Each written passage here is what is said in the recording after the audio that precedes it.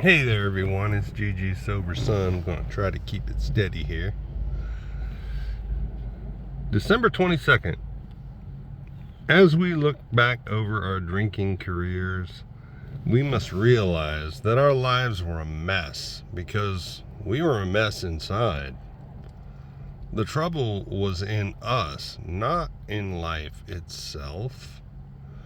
Life itself was good enough, but we were looking at it the wrong way. We were looking at life through the bottom of a whiskey glass, and it was distorted. We could not see all the beauty and goodness and purpose in the world because our vision was blurred. We were in a house with one-way glass in the windows. People could see us, but we could not look out and see them and see what life meant to them and should mean to us. We were blind then, but now we can see. Can I now look at life as it really is? Every day I don't pick up a drink, I'm in with a chance. And I know that I didn't need very much of an excuse to drink back in the day, right? If you had my job, you'd drink too. If you had my wife, you'd drink too. If you had my sports team, you'd drink too. If you had my soap operas, you'd drink too. Not that I watch soap operas or ever did. It's just proving a point that, the lamest little excuse is all I needed to go get blotto. So, anyway, and I know that every day I don't pick up a drink, I'm in with a chance. I have an opportunity to see the world as it really is. Not that I always choose to see the world as it really is. Oh, hello, little birdie. I think it's got a yellow belly. Interesting. Anyway, we got lots of activity out here today. I can now choose to look at life as it really is. And in my Adult Children of Alcoholics Anonymous meetings, we talk about how we can go to an internal drugstore kind of thing and give ourselves a dose of fear or anxiety or whatnot. And we end up doing things and we wonder, why did I just do that? That's just so silly, or we want to numb out by eating mass quantities of food or something like that, and 'tis the season for that, right? Just go numb out. That's not living life. That's not living life to the full. Back in Bible days, they would talk about a feast. That was a rare occasion. It was a rare occasion that they ate so much that they, you hear about the Roman days with the vomitorium, right? People would go to the feast and eat so much that they felt sick, so they'd just go and hork it up so they can go back and eat some more. And that's the type of stuff that I can do sober, right?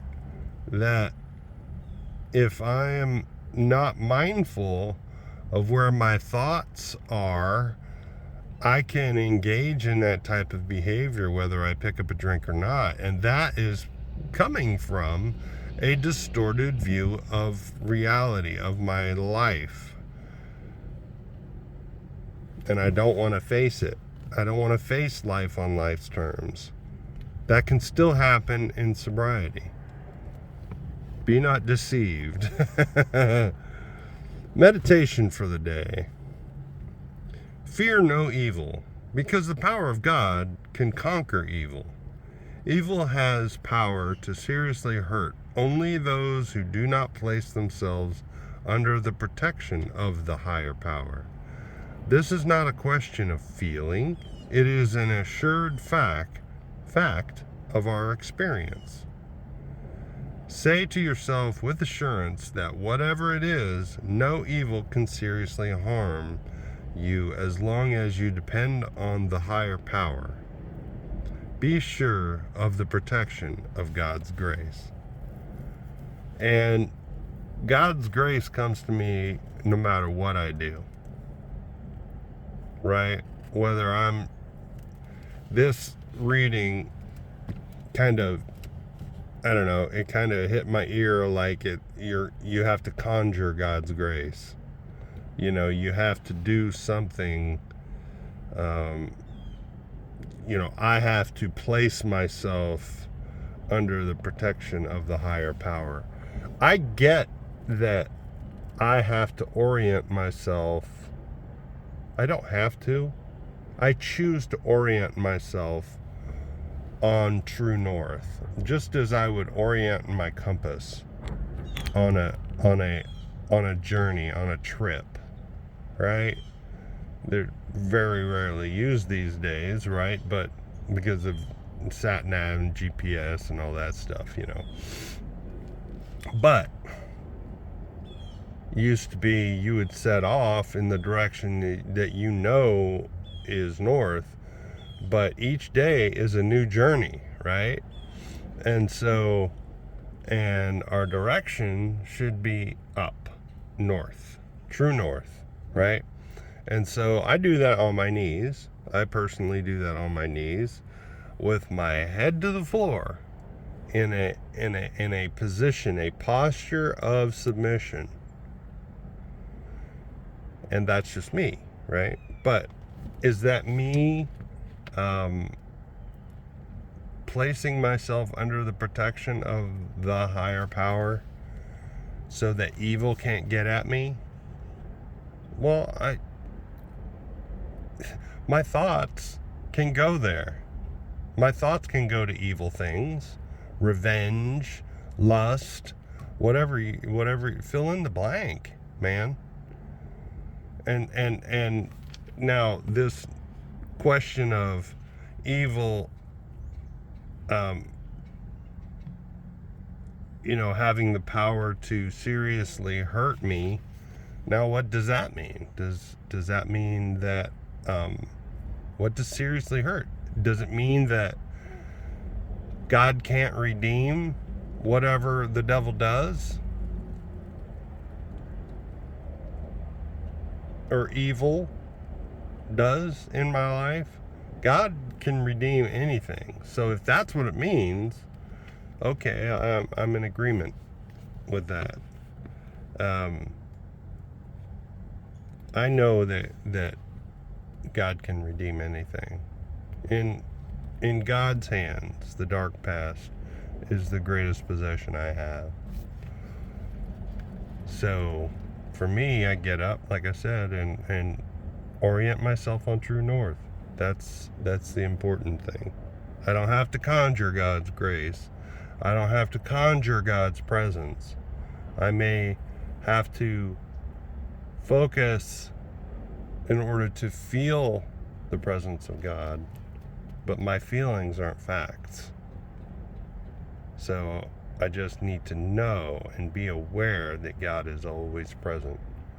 Prayer for the day. I pray that fear of evil will not get me down. I pray that I may try to place myself today under the protection of God's grace. I already am under the protection of God's grace. I don't need to try to do that. Do not do. No try, says Yoda from Star Wars, right? So I just need to be and accept. Let go and let God. That's the best way for me right now. I need to find that balance between effort, my effort, and God's guidance and grace. Don't know that I've found it yet, but I will continue to be mindful of that. Keep coming back, y'all. Love you. Chin up, aim up, rise up.